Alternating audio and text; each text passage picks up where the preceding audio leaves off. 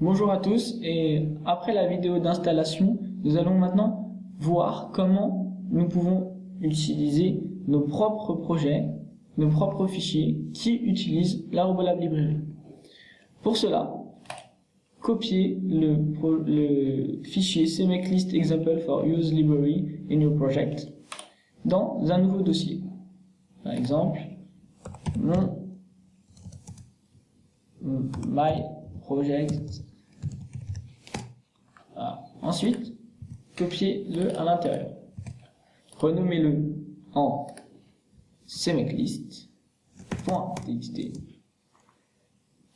Créez un fichier .cpp qu'on va appeler projet.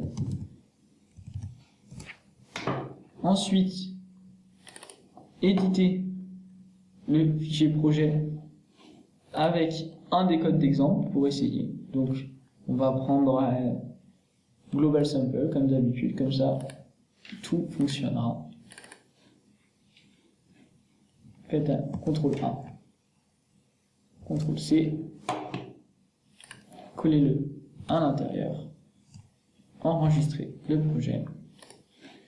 Comme vous venez de le voir sûrement, j'ai oublié de changer l'extension, donc on va le mettre bien en .cpp et pas txt. Ensuite, vous allez éditer le CMakeList. Vous allez ici indiquer le chemin vers votre dossier. Donc moi c'est cdev kit Robolab Library. Vous devez indiquer le chemin, celui vers votre fichier, vers votre dossier d'installation. Ensuite, vous pouvez renommer votre projet. Donc nous c'était my project et le nom de votre fichier. Donc pour vous, c'était project. Enregistrez le fichier.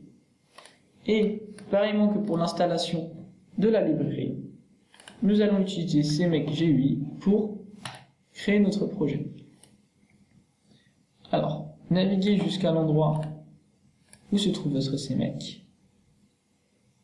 Donc, my project. Indiquez un dossier de sortie.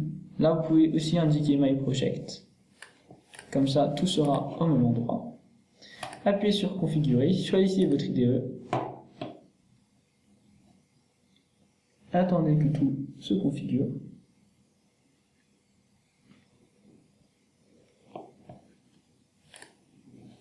Quand tout est blanc, après avoir appuyé une deuxième fois sur configure, appuyez sur générer. Voilà. Il ne vous reste plus qu'à lancer la solution Visual Studio.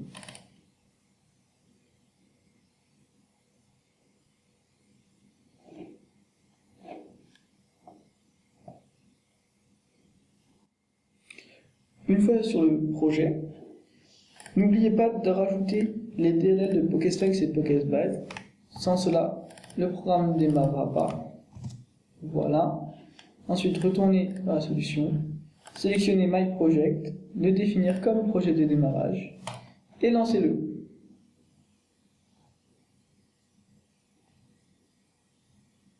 Voilà, vous venez de créer votre propre projet. Pour étayer mes dires, nous allons arrêter ce projet-là et modifier un petit peu notre code pour vous montrer la personnalisation possible. Voilà, vous avez votre code et maintenant nous allons dire que, je ne sais pas, nous allons afficher un bonjour.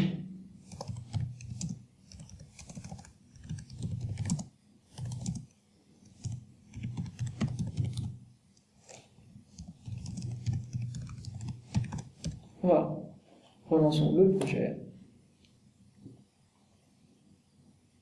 Notre bonjour apparaît.